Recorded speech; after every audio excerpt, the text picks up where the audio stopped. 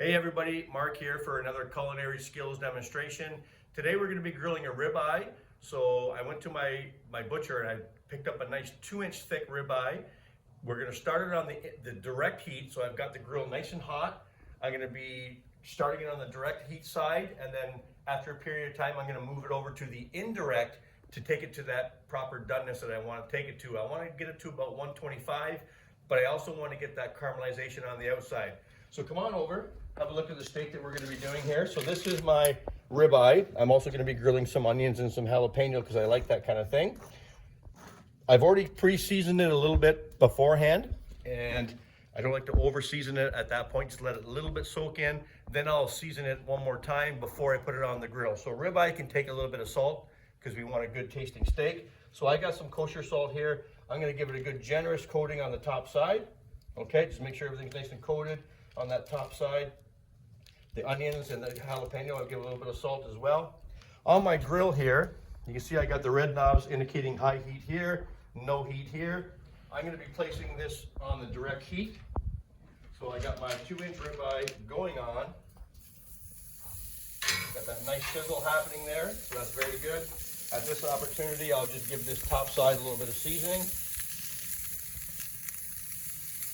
Okay, and I'll also put on my onions, just to the far side here.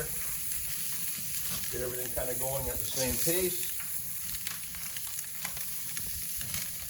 There you go, a couple of jalapenos, just kind of over here off the heat a little bit. I don't want to char them up too bad, but just to kind of get them started. I just like to have a little bit of jalapeno and onion when I have a nice steak. I'll close the lid now, and we'll let this go for about 3 minutes. I'm going to give it a quarter turn, and we'll go from there. Okay, so it's been about 3 minutes. I want to just kind of lift the lid up here.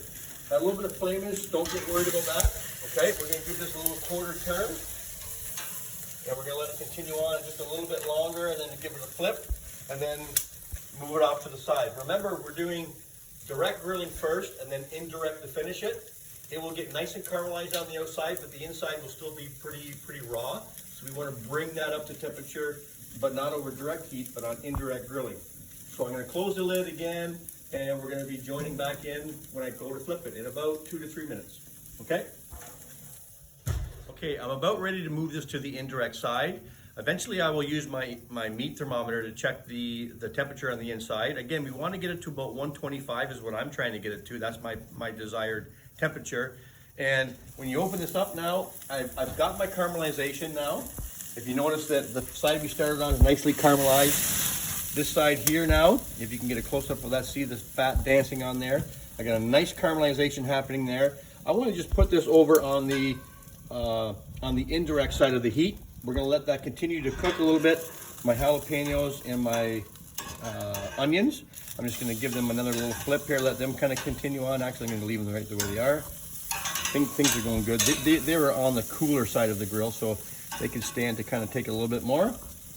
I'll come back in a few moments and we'll take a temperature reading on the inside and try to get this steak to the temperature I want, and then we'll enjoy. Okay, so we've had the steak resting for about 5 to 6 minutes. We just want to let those juices just kind of relax, because if we cut it too early, when it's too hot, those juices will just escape and go all over the cutting board. So by letting it rest, those juices just settle down in there, letting it redistribute.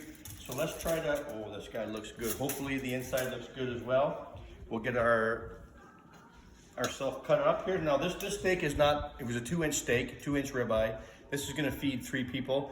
So I'm hoping that we get a nice medium rare on the inside. So far, we got a nice medium rare on the inside. Look at that. So when you guys saw me cooking this and all those flames were dancing around and looked like things were out of control, that is building flavor. That is all the caramelization of the proteins on the outside of the steak. And then that low indirect heat at the end just kind of helps it get to that final temperature without getting it too far. Now when I just kind of fan this out a little bit, and I'll just kind of fan this out so that it looks, I'll just kind of put my, again, we're cooks, we use our fingers, right? We use our hands to serve it. Now we've got this kind of all ready to go. And if you look at here, I've got a nice medium rare steak. That was at a temperature of about 125. Probably could have gone a couple degrees more, but again, we don't want to ruin a good steak. This is a nice pink throughout, and this is a beautiful medium rare ribeye. Now I'm hungry, so I'm gonna go and sign off. Thanks for tuning into the video. Marky Mark's gonna go have some steak. Have a good night.